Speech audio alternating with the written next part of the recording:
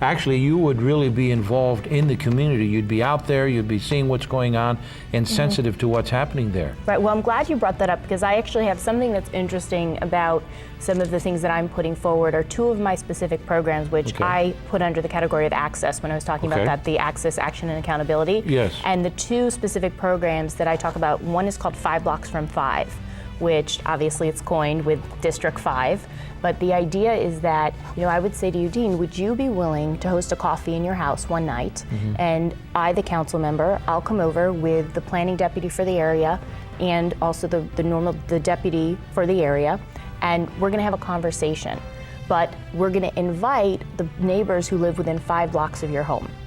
So all they have to do is walk over, they don't have to drive, they don't have to be stuck in traffic, and they can have an honest one-on-one conversation with their council member. Boy, and the conversation, that's and that's so terrific to really idea. say, not just don't come and visit me during office hours at my office, but I'm gonna come to you into your neighborhood and really hear your issues. The other one is something that I call a mobile campaign office. Okay. So, we were talking earlier about the boundaries of the district and how it's so large. Yes. So currently, there are district offices on Robertson Boulevard and then one on Ventura Boulevard in Encino. Which is great that we have 2 offices, one in the valley and one in the city. But the reality is Robertson Boulevard, and particularly when you're dealing with west side traffic, is not so close to Westwood, which is in the district, or to the Fairfax district. Yes. So my idea is to actually have staff, and in particular have city employees who work in departments such as the Department of Transportation, the Planning Department, and Building and Safety, which directly interface with the public a great deal, travel to those areas within my district, whether it's through borrowing space in each of those areas or ideally actually having a mobile office, which I'm sure you've probably seen. That's a wonderful idea. I mean, that would really get you involved in the community, and then they could report back to you and you'd know precisely what's going on. Exactly. And Boy, that's a terrific idea. That's really very innovative. Very innovative from what you're saying. That's terrific, Adeena. You have a lot of innovation and creative ideas, and I see that you would bring these to the 5th District. That's absolutely what I want to do, and that's why I'm running. It's like I said, it's being a public servant. When I am elected to go to City Hall, I'm not any better than anybody else that lives within my community. It's simply that they're asking me to represent them and to try and make things better. Yes. Which is also another reason why something else that I'm doing, which is fairly unprecedented, is that I'm actually, under the category of my accountability section, I'm going to be creating with input from neighborhood groups, I'm actually going to be creating within the first 100 days in office, a plan with benchmarks and accountabilities for the first year. Wow, that's terrific. And then within the first year, I want to create a certain goal set for the first term, which is something that, in political offices, we tend not to see that kind of planning and accountability. That's terrific. That's like an aggressive campaign for your accountability, that 100-day concept. I know I've heard on the federal level, I'm sure you have too, and bringing it on the local level is, again, very innovative. Tell us a little bit about, I know this district has a lot of density and traffic and developmental issues. How would you stand on those issues? Well, it's a very big question. Try to bring it in. So when I talk about, I was talking about earlier the idea that there hasn't been a big picture vision in almost any regard, which has led us down this path. And if you know the history of Los Angeles, you know that the greater majority of infrastructure, the greater majority of the city was built during the building boom in the 50s. And infrastructure was built along the line as buildings were built. But what happened was nobody kind of looked into the future and said, well, what happens when the infrastructure starts to fail? What happens when we have too many people, which is basically what we're dealing with now.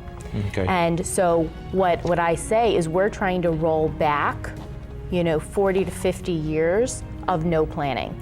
And what we need to do, I'll tell you 2 of the things that I particularly want to do is make sure that we make sure that infrastructure is matching and is going to be able to support the new development that's going in. And one of the ways that I really want to be able to do that and to control it from within my office, I actually want to have a traffic engineer on staff and have planning deputies that actually have urban planning degrees. Wow, because that's really something. to know how to do, because I worked in the council office, and to understand literally what kind of zoning is allowed on one specific property plot is very different than understanding how you plan out and envision a community, how you understand that if you are, let's say, it's very common in the council office to give a variance for parking. Okay. What would happen is they would say, what's the big deal? We're building this project, we're asking for 3 less parking spots. What's the big deal? Well, the big deal is how many other projects are going in within a 2-3 mile radius that also ask for 2 or 3 less parking spots. So suddenly you can end up in a period of months, you've now lost 50, 60 parking spots in one area that's already overtaxed because it hasn't been watched. So generally, we need to make sure that our neighborhoods are protected. We need to make sure that we're planning for the future as well. But at the same time, you want to make sure, in a stretch of area, like you saw today in the LA Times, they were talking, this is actually just outside my district, but they were talking about Washington Boulevard and how there are issues there and really need to have some redevelopment, and there are crime issues and the area doesn't look so good. You also want to make sure that you're not stopping all development, because that also prohibits good development projects and redevelopment in areas that need it. So but I also feel, on the issue of traffic, you mentioned that there's more that we can do. And, as much as everybody supports the concept of a subway to the sea, because we need to get people out of their cars and give them an alternative to, creating traffic by getting in their cars, I think there are things we can also do now to make it easier for people to use the public transportation we have. One thing that I want to talk about, just drill down, because to me, I still can't figure out why it's not happening. Maybe you have some thoughts on it. Is right now, if you were to just walk out to most bus stops in the city of LA, it's very difficult to know how to use them. You actually have to go online first in order to know how to take a route on a bus. That's pretty much unheard of in almost any other large-scale city. Good point. Yeah. Right? In New York, you can't walk anywhere without knowing, when the next subway or the next bus is going to come.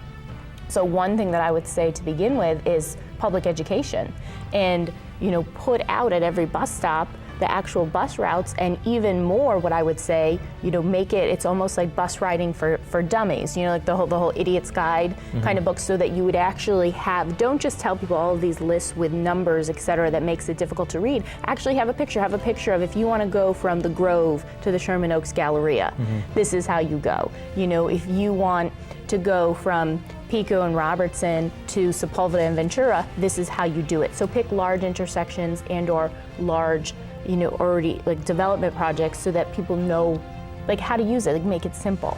That's very creative, Adeena. I've really heard some innovative, creative, and fascinating approaches to your city management here.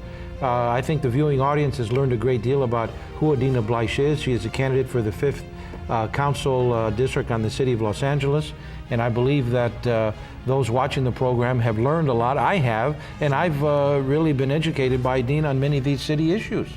Adeena, any closing remarks?